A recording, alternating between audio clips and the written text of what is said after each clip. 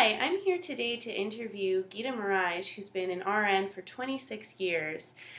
We will be discussing cultural barriers to communication. Hi, Gita, how are you? Good, thank you. In the nursing workplace, have you ever witnessed discriminatory communication towards patients?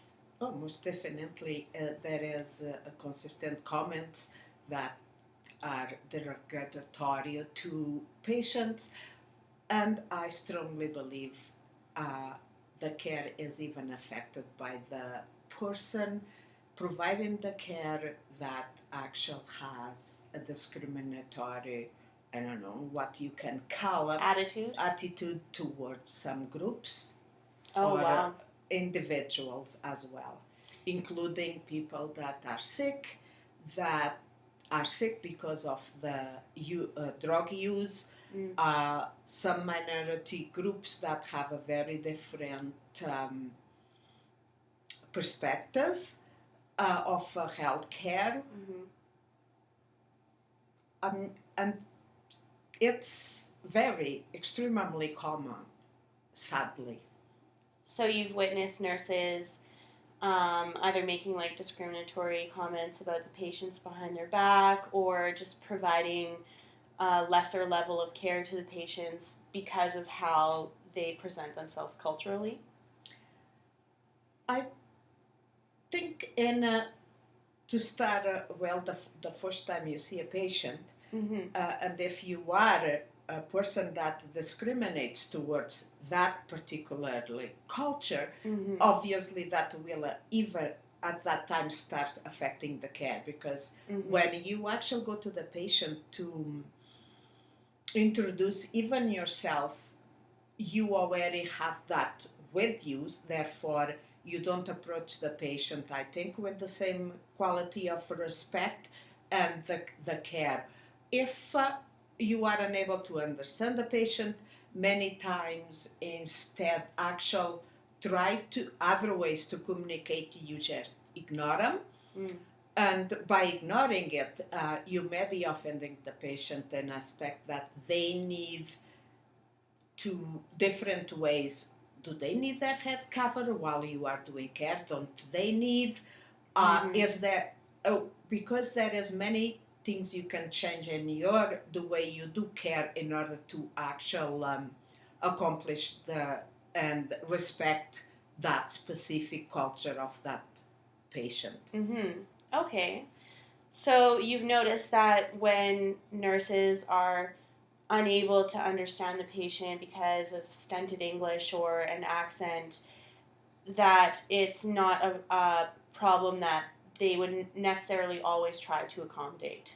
No, Okay. there is always the excuse, I don't have time, but I believe that is really not the time effect. It is more the fact that I'm not quite willing to do it. Mm, I okay. can do my care nice and quick, and they can't even complain because they are not able Because to do so. they're not English speakers. Yeah. So, you have a heavy accent, Gita. What country are you from? Portugal. And have you ever experienced workplace discrimination Oh. because of your accent? Consistently, and that is not just some of my colleagues do. Mm-hmm. Some patients do, believe it or not, do.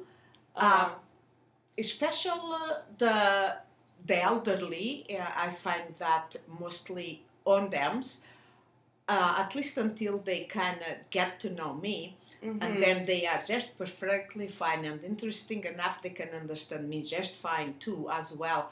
But from management, from union, the fact that I speak loudly, that's my culture.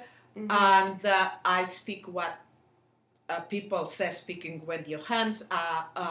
I do a lot of movements to express myself. Mm-hmm. And that is actual many times regarding, they tell me I am aggressive just because I speak naturally, and I am not guarding the fact that yes, people do not accept the fact that I express myself with gestures. as a matter of fact, it has been used to discriminate against me when they don't have anything else to. They want to put negativity at you, and they don't have anything else, so they use my culture to actually disrespect me and definitely discriminate. It's quite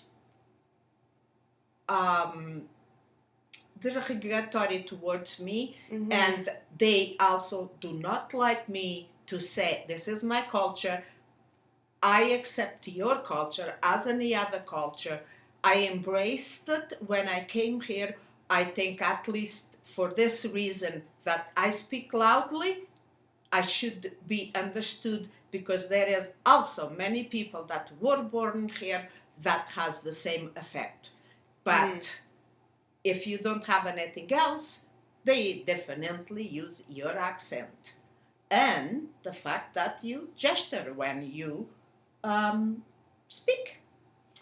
So because you speak loudly and you use hand gestures, people don't understand what you're trying to communicate always, or they take it the wrong way. I think sometimes it's because it's quite easy for them to say that I am aggressive the way I speak, because it's a good excuse for everything. Another thing, it's they don't bother to understand or to even to get to know me, especially if it is colleagues, to get to know me. That's who I am.